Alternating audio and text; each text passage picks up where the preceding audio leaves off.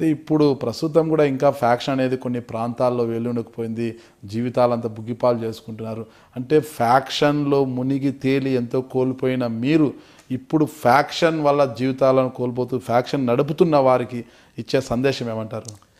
ఎవడైనా కూడా మనశ్శాంతి ప్రశాంతంగా ఉండాలంటే ఫ్యాక్షన్ మానుకోవాలి.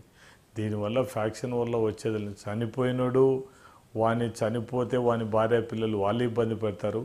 ఈడు చంపి జైళ్ళల్లో ఉండి ఈడు కోట్ల చుట్టూ తిరిగి జైళ్ళల్లో ఉండి ఈడు ఇబ్బంది పడాలి. ఇద్దరికి మనశ్శాంతి లేకుండా ఏదన్నా ఉంటే ఇద్దరు కూర్చొని పరిష్కారం చేసుకోవడం బెటర్ తప్ప ఫ్యాక్షన్ నాకు తెలిసినంత వరకు 90% ఇప్పుడు మాత్రం ఫ్యాక్షన్లో ఏదో వాళ్ళకుండే వ్యక్తిగతంగా వ్యాపారాల మధ్యన ఇంకొకటి ఒకవేళ ఫ్యాక్షన్ జరిగిందే తప్ప ఈ మర్డర్లు జరిగిందే కానీ ఫ్యాక్షన్గా సంబంధించినది ఊరి ఆధిపత్యం. మీరు ఇంతకుముందు 85లో అప్పుడు ఎమ్మెల్యేగా చూసుకుంటే విలేజెస్లో ఆధిపత్యం కొద్ది వీళ్ళు కూడా ఊళ్ళో ఉండే లీడర్లు కొట్టుంది. ఇప్పుడు ఎవడు కొట్టుకోవడం లేదు. మేము వాళ్ళ ఇంటికి పోతున్నాం, వాడు మా దగ్గరికి వస్తున్నాడు. ఎవరికి వేయాలనుకుంటే వాడు ఓటేసుకున్నాడు. వాడు ఏం ప్రిస్టేజ్ తీసుకున్నాడు. ఇప్పుడు అంతకుముందు ఓట్ల కోసం ఊళ్ళో ప్రిస్టేజ్, ఇప్పుడు ఏం ప్రిస్టేజ్ లేదు. ఎవరికన్నా వాడు క్యాన్వాస్ చేస్తున్నాడు, ఈయనంతకి ఈడు క్యాన్వాస్ చేస్తున్నాడు. కాబట్టి ఇప్పుడు ఫ్యాక్షన్ హత్యలు ఒకవేళ చంపుకోవడం అనేది పరిస్థితి ఉండదు. ఎవడు ప్రిస్టేజ్ పోవడం లేదు. ఇప్పుడు ఈ ఫ్యాక్షన్ నిర్మూలన కోసం మీరు ఏమైనా ప్రత్యేక కార్యక్రమాలు కానీ సదస్సులు కానీ పెట్టే ఆలోచన ఏమైనా ఉందంటారా భవిష్యత్తులో?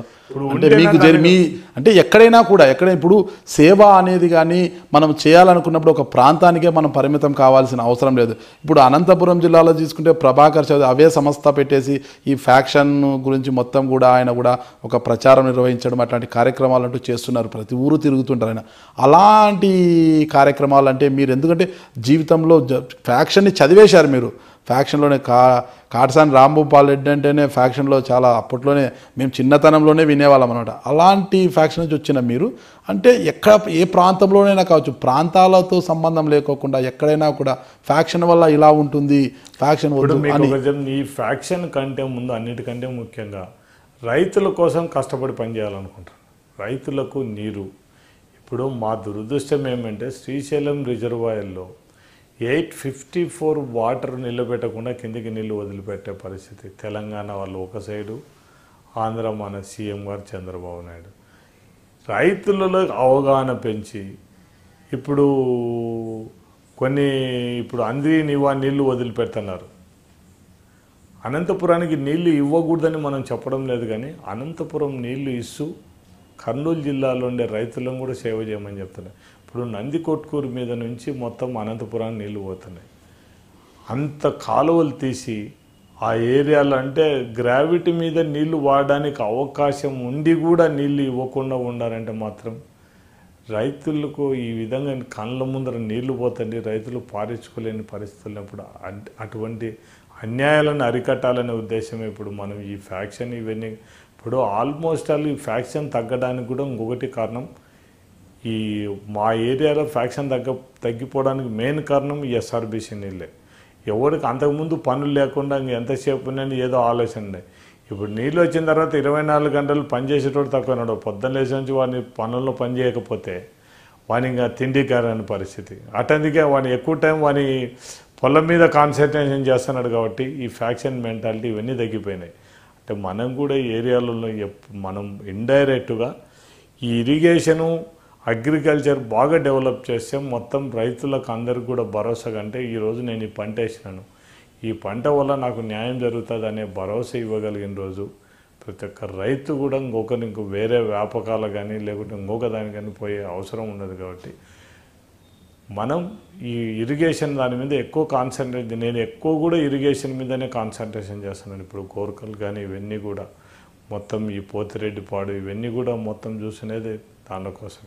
ఇప్పుడు నందికొట్కూరు రైతులను వీళ్ళందరినీ కూడా చూసినాను నేను. మొత్తం పోతిరెడ్డిపాడు, బనకచెర్ల ఇవన్నీ చూసిన తర్వాత ఈ మల్యాల ఎత్తిపోతల పథకం ఇవన్నీ చూసిన తర్వాత మనకు అంత నీళ్లు పోతండి కూడా రైతులకు నీళ్ళు ఇవ్వలేని పరిస్థితులు ఉన్నప్పుడు ఇది అన్యాయం అనేది మాత్రం దాన్ని ఖచ్చితంగా ఆ రైతులకు ఆ నీళ్ళు ఇప్పించేటట్టు ఇవన్నీ కూడా మనం మళ్ళా అధికారం దేవుడు ఇచ్చి మళ్ళీ అధికారం ఇచ్చే మాత్రం ఆ రైతులకు ఇప్పుడు నేను ఉండేది వ్యవసాయానికి ఇబ్బంది లేకుండా రైతులకు అందరికి కూడా బాగా చేయాలనేది. ఇప్పుడు అన్నిటికంటే బాధాకరం విషయం ఏమంటే వాడు టౌన్లో ఒక పూట తిని ఉండటానికైనా పిల్లనియడానికి ఆడపిల్లల తండ్రిదండ్రులు ముందుకు వస్తారు. కానీ ఈయనకి 50 ఎకరాలు ఉండే భూమి ఉండే వ్యవసాయదారుని పిల్లనివ్వడానికి ఎవడు ముందుకు రావడం లేదు. ఆ కాన్సెప్టు మార్చాలి ఖచ్చితంగా. ఈయన మా పిల్లలు కూడా వీళ్ళకు వ్యవసాయదారునికి ఇచ్చినా కూడా మా పిల్లలు కూడా లగ్జరీగా ఉంటారు. ఇప్పుడేం వాడు వ్యవసాయదారుడేం వాళ్ళ భార్యను ప్రేమ తిప్పాలనేది అది కానే కాదు. పని చేసిన రోజులు పని చేసాడు, జాలీగా తిరిగినోడు ఖచ్చితంగా తిప్పుతాడు. ఎందుకు తిప్పకున్నాడు? ఆ కాన్సెప్ట్ ప్రజలలో కూడా మేము వ్యవసాయదారుని కూడా మా పిల్లల్ని ఇవ్వచ్చు, వాళ్ళందరూ కూడా బాగుంటారనేది. ఇప్పుడు వ్యవసాయదారుని పిల్లల్ని ఇవ్వడానికి ఏం చేస్తున్నారు? ఒక సంవత్సరం పండుతుంది లేకుంటే లేదనే పరిస్థితిలో ఉన్నారు. అది కాకుండా ఈ లాభసాటి వ్యవసాయాన్ని మనం ఖచ్చితంగా రైతులకు చూపించగలిగితే రేపు పొద్దున వాడు ఒక పిల్లని ఇవ్వడానికి ముందుకు వస్తాను. నేను మన ఒక విలేజ్కి పోయినాను, చౌటూరు విలేజ్కి పోతే వాళ్ళు అంతా చెప్తుంటే మనకే బాధ అనిపించింది. పల్లెటూళ్ళలో నేటూళ్ళు వ్యవసాయానికి పిల్లలు ఇవ్వడానికి ఎవరు ముందుకు రాకుండా ఉన్నారని. అంటే ఆ కాన్సెప్ట్ మార్చాల్సిన అవసరం ఉంది. రైతు కుటుంబంలో రైతులకు గౌరవం పెంచాల్సిన అవసరం ఉంది. దాన్ని చేయాలనేదే నా ఉద్దేశం. అంటే లాభసాటి వ్యవసాయం అంటున్నారు. ఎలాంటి లాభసాటి వ్యవసాయం? లాభసాటి వ్యవసాయానికి ప్రభుత్వం నుంచి పూర్తి స్థాయిలో ప్రోత్సాహం ఉందంటారా? ఇప్పుడు ఖచ్చితంగా మనం గవర్నమెంట్ నుంచి అన్ని దానిల నుంచి కూడా మనం ఖచ్చితంగా వాళ్ళకు చేయూతనివ్వాల్సిందే, ఖచ్చితంగా సాయం చేయాల్సిందే. వాళ్ళకు మనం హెల్ప్ చేసి వాళ్ళకి ఇప్పుడు మనం ఒకటే, ఇప్పుడు వీళ్ళందరూ తెలియని ఒకటే, పండించిన పంటకు గిట్టుబాటు ధర ఇస్తే చాలు, అంతే. ఇంకెవరు దయాదాచిన్యాల మీద ఇప్పుడు సబ్సిడీ ఇవ్వాలని కానీ ఇంకొకటి కానీ ఏ రైతు కూడా కోరుకోరు. ఇప్పుడు నాకు తెలిసినంత వరకు ఇప్పుడు ఈ సబ్సిడీలు ఇవన్నీ కూడా తీసేసి కూడా పండించిన పంటకు వానికి నష్టం లేకుండా ఆ డబ్బులు కట్టిస్తే ఇంకెందుకు ఇంకా రైతుకు అవసరం ఉంది చెప్పండి సబ్సిడీ?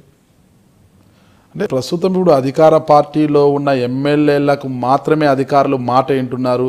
అంటే ఇతరత్ర ఎమ్మెల్యేలు కానీ మాజీ ఎమ్మెల్యేలు కానీ పెద్దగా వాళ్ళు పెడచెవన పెడుతున్నారు. అంటే అలాంటి సందర్భంలో అంటే మీరు ఇప్పుడు ఎమ్మెల్యేగా ఉన్నారు, బీజేపీలో ఉన్నారు, అంటే మీ మాట చెల్లుబాటు అవుతుంది అనుకుంటున్నారా నియోజకవర్గంలో?